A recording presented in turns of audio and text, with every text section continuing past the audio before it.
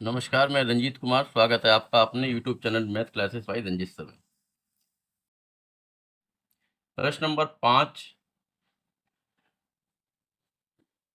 का पहला पार्ट। 5 के फर्स्ट पार्ट में दिया है 5x माइनस 4y और प्लस 8 इज इक्वल टू 0। दूसरा समीकरण है 7x प्लस 6y माइनस 9 और बराबर 0। हमें ये बताना है कि अगर ये दोनों रेखाएं प्रतिच्छेद करती हैं ये तो समांतर हैं अथवा समपाती हैं।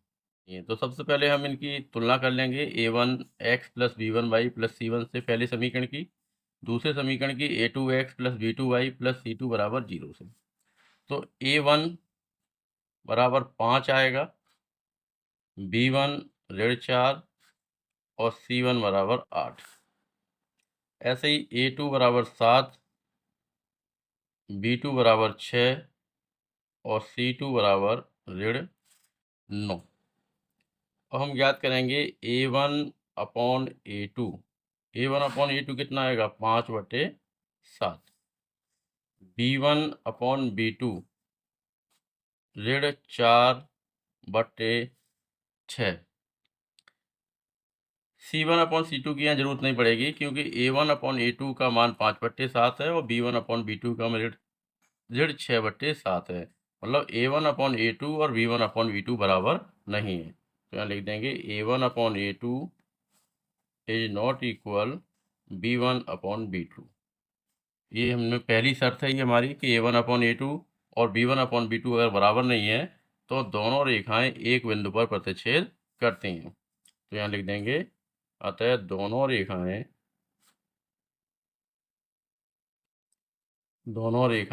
एक बिंदु पर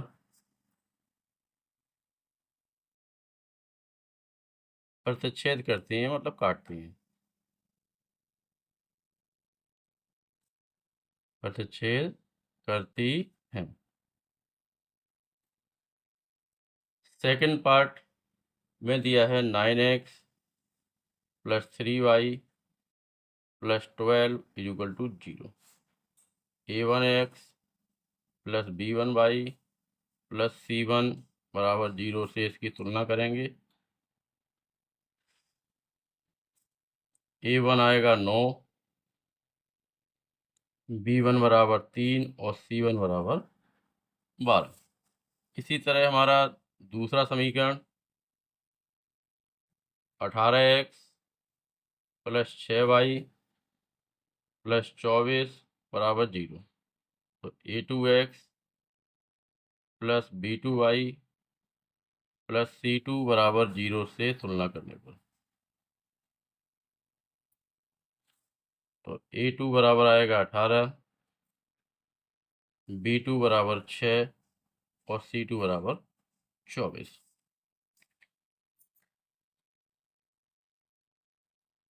a1 अपॉन a2 बराबर 9/18।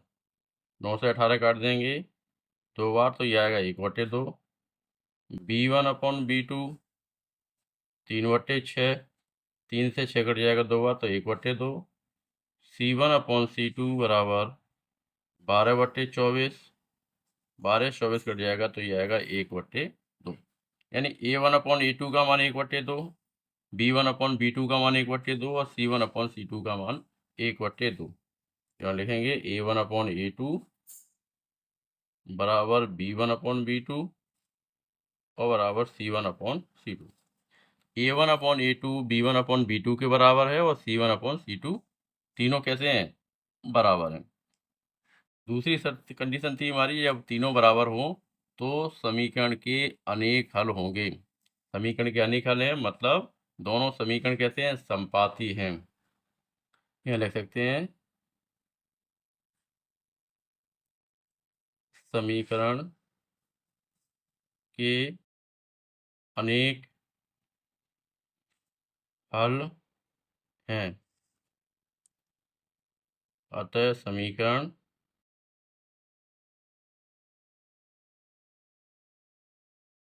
से प्राप्त रेखाएं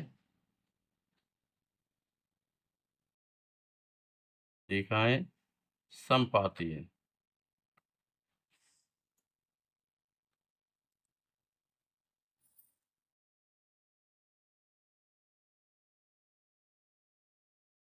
तीसरा है हमारा पहला समीकरण तीसरे का 6x माइनस 3y प्लस 10 बराबर 0। a1x plus b1y plus c1 से तुलना करेंगे तो a1 बराबर आएगा 6, b1 बराबर आएगा 3 और c1 बराबर आएगा 10। दूसरा समीकरण है हमारा 2x z(y) धन 9 बराबर 0। तो a2x बराबर आएगा 2, b2 बराबर 1, y का गुणांक यहाँ कितना है 1 और c2 बराबर 9। तो a1 अपॉन a2 बराबर आएगा 6/2 बराबर कितना 3/1, 2 से 6 कट जाएगा 3 बार। b1 अपॉन b2 बराबर 3/1, से कट गया 3/1। c1/c2 बराबर 10/9। a1 upon a2 b1 upon b2 के बराबर है, लेकिन c1 अपॉन c2 बराबर नहीं है। अतः यहाँ लिख सकते हैं हम a1 अपॉन a2 बराबर b1 अपॉन b2 और is not equal c1 upon c2। a1 upon a2 b1 upon b2 के बराबर है, लेकिन c1 अपॉन c2 बराबर नहीं है। तो अतः यहाँ लिखेंगे समीकरण से प्राप्त रेखाएं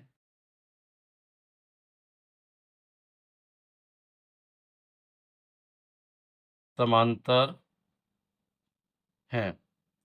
जब दोनों रेखाएं समांतर होंगी तो वो कहीं भी नहीं काटेंगी, इसका मतलब इस समीकरण का कोई भी हल नहीं होगा। तो यहाँ लिख देंगे कोई हल नहीं होगा।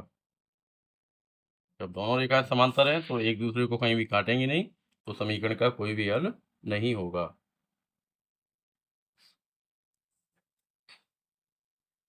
प्रश्न नंबर 6 में 6 का पहला प्रश्न पार्ट है हमारा x प्लस वाई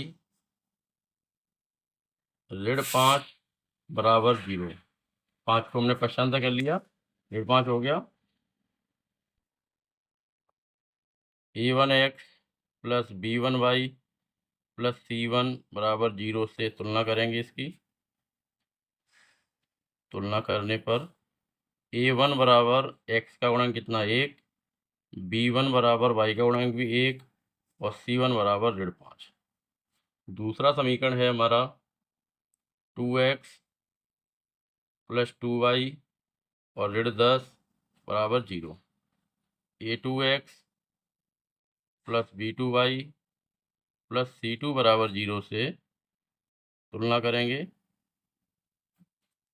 तो a2 बराबर 2, b2 बराबर 2 और c2 बराबर ऋण 10।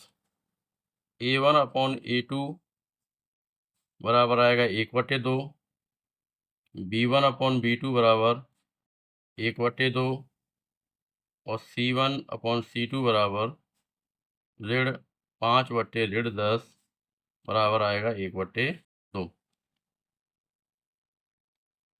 यानी a1 अपॉन a2 बराबर b1 अपॉन b2 बराबर c1 upon c2।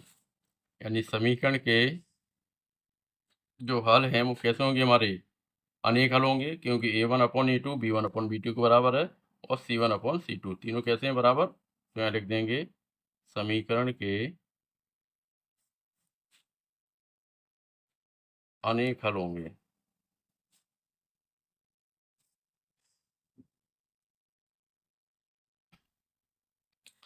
Second part है इसका x ऋण 8 बराबर 0। तुलना करेंगे हम a1x plus b1y plus c1 बराबर 0 से। तो a1 बराबर आएगा 1, b1 बराबर ऋण 1 और c1 बराबर ऋण 8।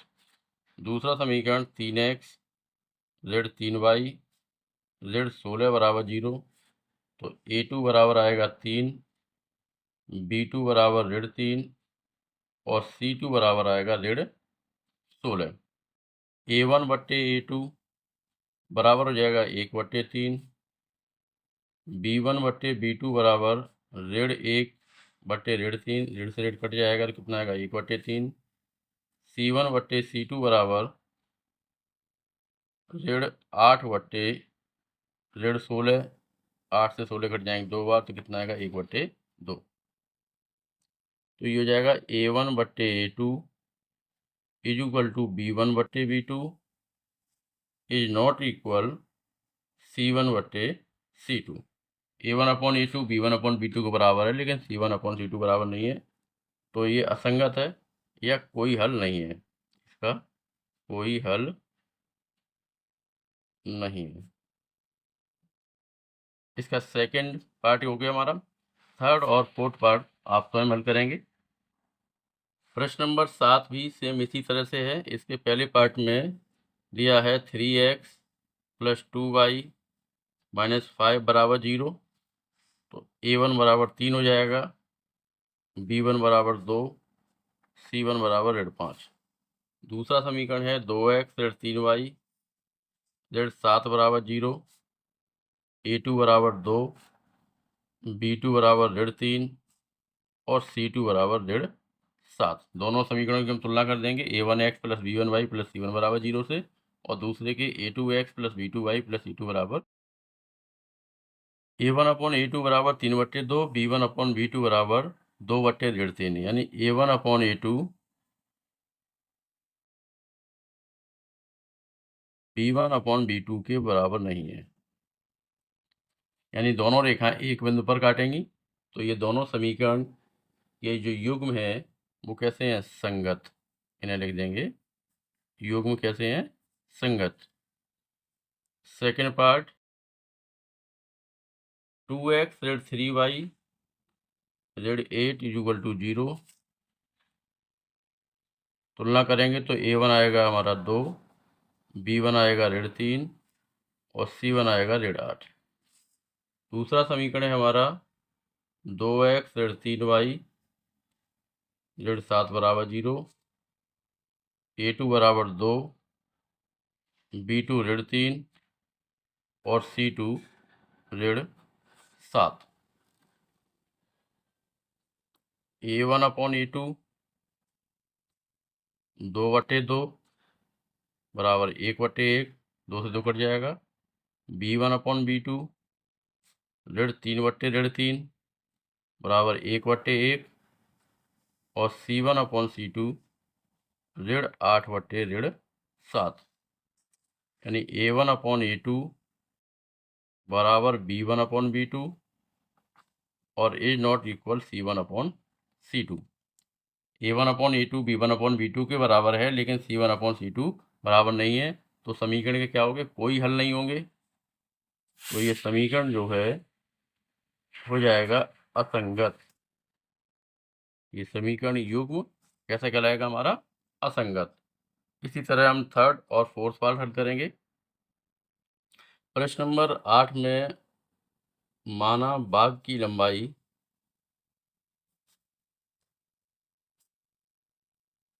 बराबर x और चौड़ाई बराबर y। बाग की लंबाई हमने x मान ली और चौड़ाई कितनी मान ली, 22 मीटर।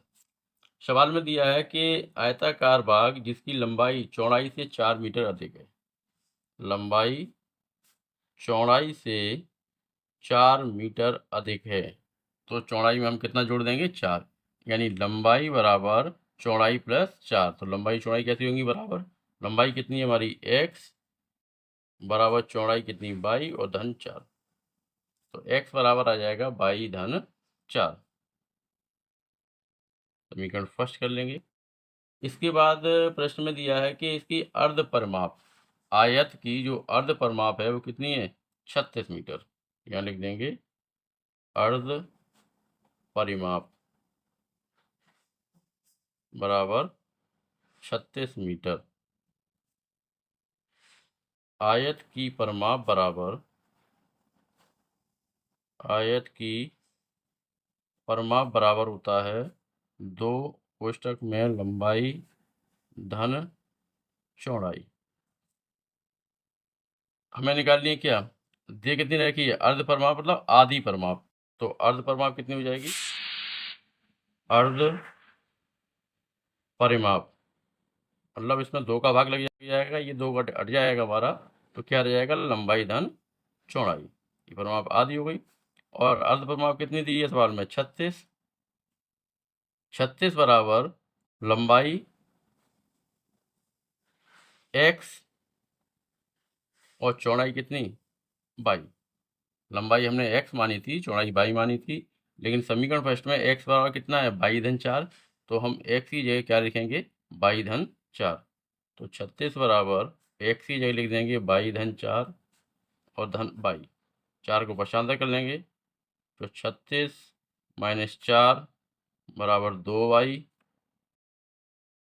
तो y बराबर हो जाएगा 36 में से 4 घटाएंगे 32 और 2 का भाग लग जाएगा, 2 से कट जाएगा 16 बार। यानी चौड़ाई कितनी आ गई हमारी? 16 मीटर। लंबाई बराबर लंबाई x बराबर कितना दिया है? y धन 4। समीकरण 1 में y का मान कितना निकाला? 16। तो बराबर हो जाएगा 16 धन 4 बराबर 20 मीटर। यानी लंबाई बराबर आई 20 मीटर और चौड़ाई बराबर 16 मीटर। 16 मीटर लंबाई और चौड़ाई। प्रश्न नंबर 9 में हमें एक समीकरण दिया है 2x प्लस 3y z 8 बराबर 0। हमें एक ऐसा समीकरण लिखना है जो हमें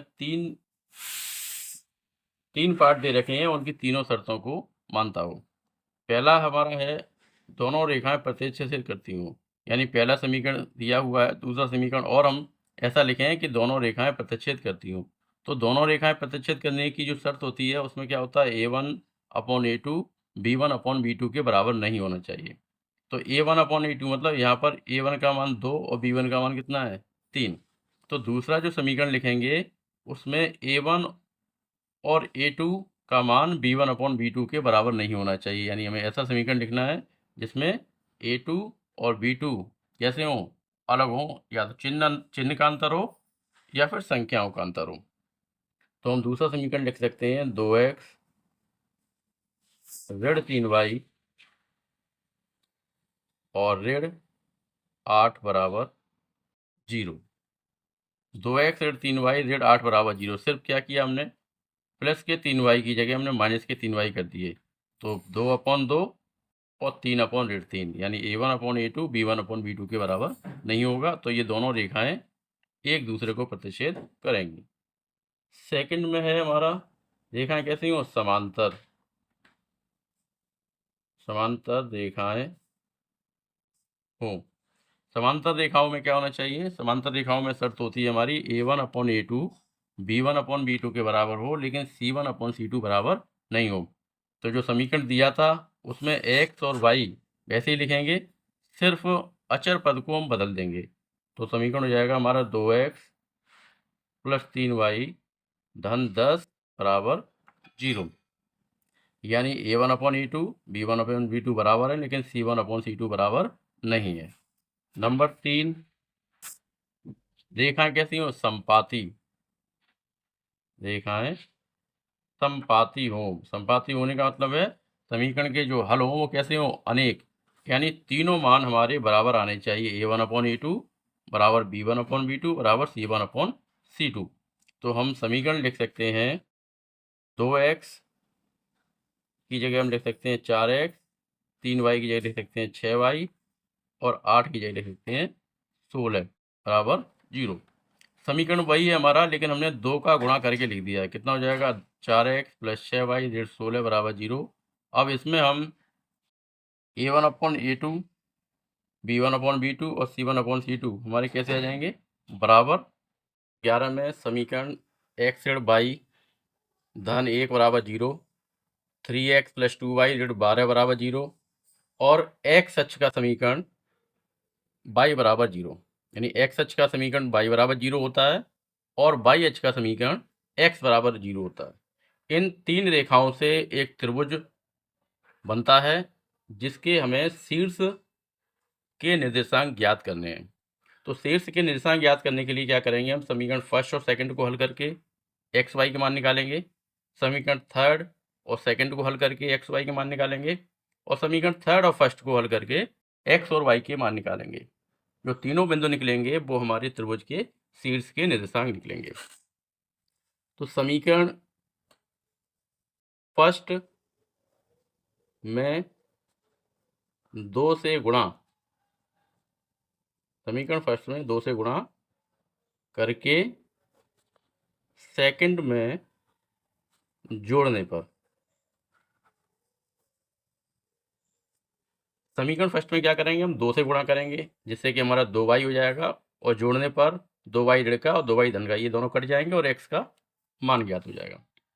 तो 2 का गुणा करेंगे 2x ऋण 2y धन 2 बराबर 0, 3x धन 2y ऋण 12 बराबर 0, जोड़ने पर 2y से 2y कैंसिल हो जाएगा, 3x और 2x हो गए 5x ऋण का 10 बराबर 0। तो 5x बराबर 10 को 5 करेंगे 10 हो जाएगा, और x बराबर हो जाएगा 10/2, 2 से 10 कट जाएंगे 10/5। x बराबर कितना होगा, 10/5, 5 का भाग देंगे, 5 से 10 कट जाएंगे 2 बार, तो x का मान आ गया हमारा 2। x का मान समीकरण 1 में रखने पर, x का मान समीकरण 1 में रखने पर x की जगह रखेंगे 2 ऋण y धन 1 बराबर 0,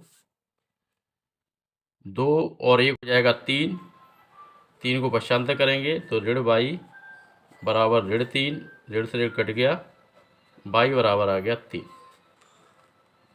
तो ये बिंदु हो गया हमारा 2,3। बिंदु में पहले x का मान लिखते हैं और फिर y का मान। समीकरण फर्स्ट और सेकंड हल हो गया। अब हल करेंगे समीकरण सेकंड व थर्ड। समीकरण सेकंड व थर्ड को हल करने पर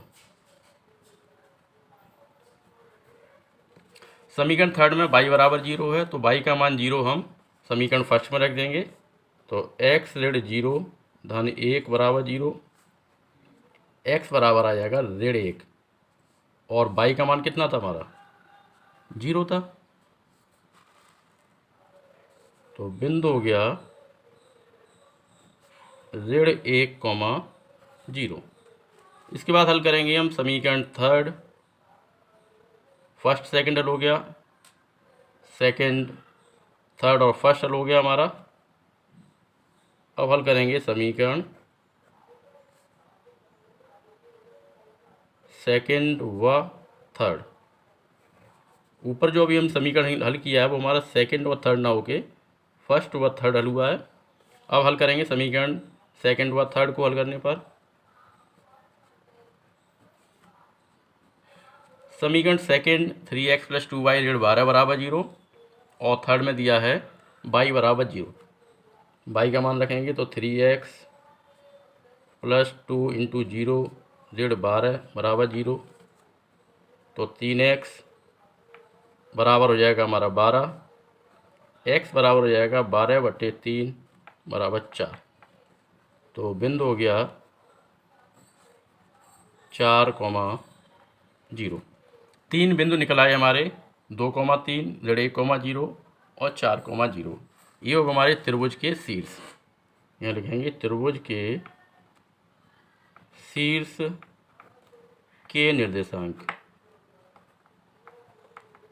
त्रिभुज के शीर्ष के निर्देशांक आ गए हमारे 2,3 ऋण 1,0 और 4,0। अब हमें क्या करना है, हमें इन बिंदुओं से त्रिभुज भी बनाना है कि त्रिभुज कैसा बनेगा हमारा। कार्तीय तल बनाएंगे। ये हमारा x धन का, इधर x ऋण का, y धन का, और ये y ऋण का। ये हमारा मूल बिंदु है 0,0। पहला बिंदु है हमारा 4,0, यानी x अक्ष पे 4 चलेंगे, 1 2 3 4, y पे 0, मतलब ये बिंदु हो गया हमारा 4,0। दूसरा बिंदु है हमारा Z1,0, Z1 मतलब एक्स अक्ष पर ऋण की तरफ 1 और 0 वाई अक्ष पर, मतलब न ऊपर चलेंगे और न नीचे। तो एक्स अक्ष पर बिंदु हो गया हमारा Z1,0। अगला बिंदु हमारा 2,3, एक्स अक्ष पर 2, वाई अक्ष पर 3, 1 2 3। तो ये 3 और ये 2, जहाँ दोनों मिलेंगे वहाँ बिंदु हो जाएगा हमारा 2,3। तो तीनों बिंदुओं से मिलकर ये हमारा त्रिभुज बनेगा। ये हमारा त्रिभुज हो गया, ए नाम दे देंगे ABC, जिसके निर्देशांक हो गए 2,3, 4,0 और 1,0। प्रश्न नंबर 11। अगर आप इस वीडियो पर नए हैं तो चैनल को सब्सक्राइब कीजिए, जिससे कि आगे आने वाली वीडियो आप तक पहले पहुंच सकें। प्रश्न नंबर 11 में दिया है 2x धन y बराबर 4 समीकरण 1, 2x ऋण y बराबर 4 समीकरण 2 और y अक्ष का समीकरण। y अक्ष का समीकरण होता है x बराबर 0। ये समीकरण थर्ड हो गया। प्रश्न नंबर 10 की तरह ही हमारा प्रश्न नंबर 11 है। हम पहले क्या करेंगे, समीकरण फर्स्ट व सेकंड को हल करेंगे, एक बिंदु निकलेगा। सेकंड व थर्ड को हल करेंगे, फिर थर्ड व फर्स्ट को। 3 बिंदु निकल आएंगे, ये हमारे त्रिभुज के शीर्षों के निर्देशांक होंगे। तो इसे आप स्वयं करेंगे।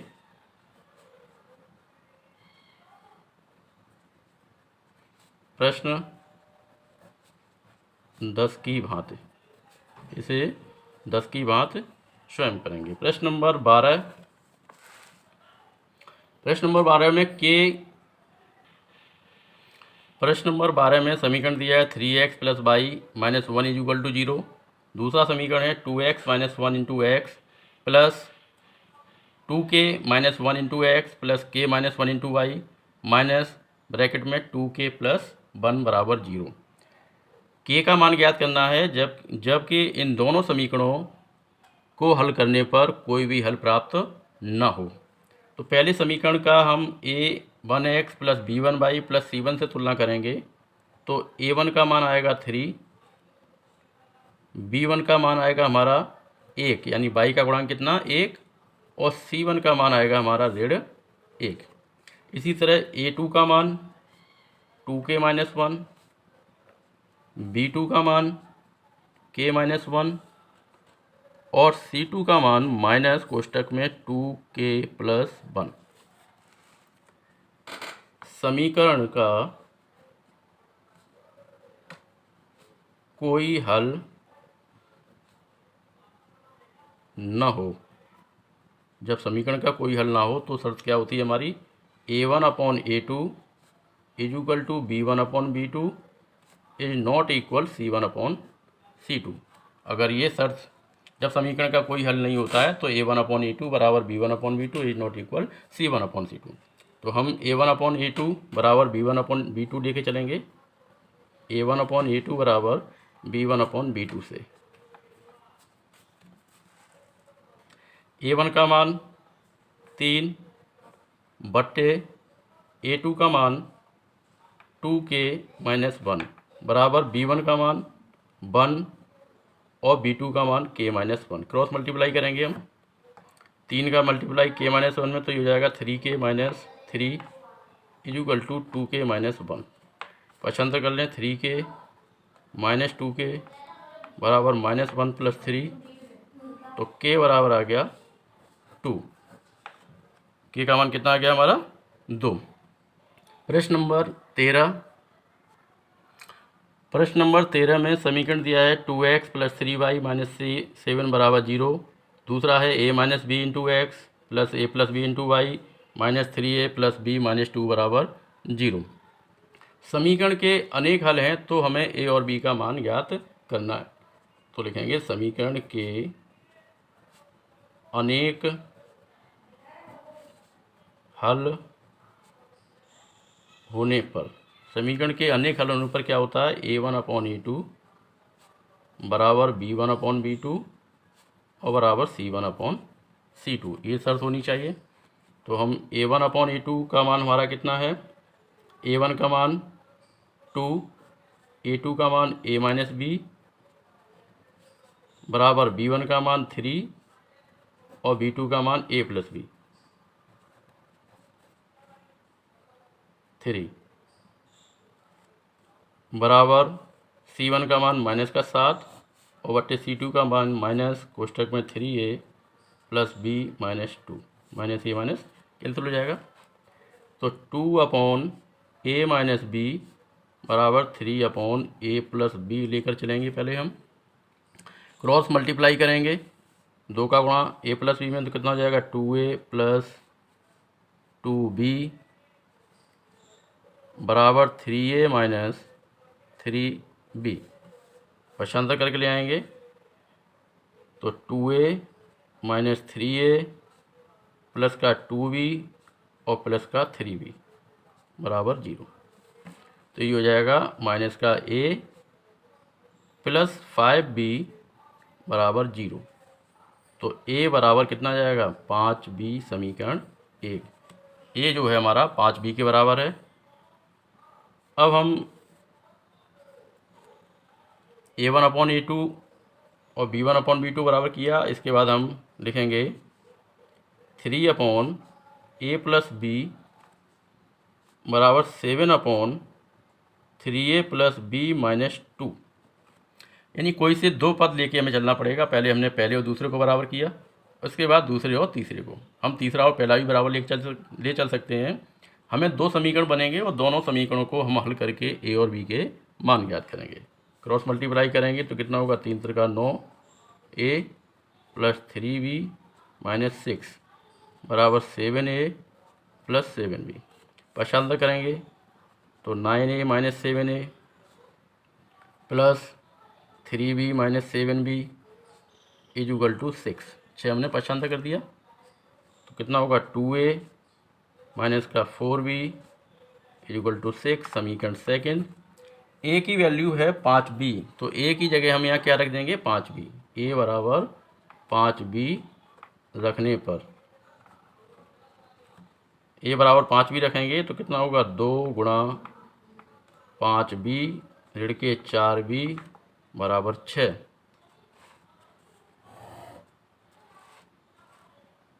तो 5 दूनी 10B ऋण के 4B बराबर 6। 10B में से 4B घटाएंगे 6B बचेगा बराबर 6। 6 से 6 घट जाएगा एक बार, B बराबर आएगा 1। A बराबर कितना है 5B, B का मान रखेंगे हम 1 तो A बराबर आएगा 5।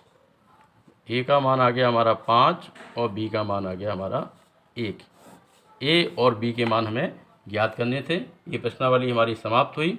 अगर ये वीडियो आपको पसंद आया हो तो वीडियो को लाइक कीजिए, शेयर कीजिए, चैनल को सब्सक्राइब कीजिए। मिलते हैं अगले वीडियो में, तब तक के लिए धन्यवाद।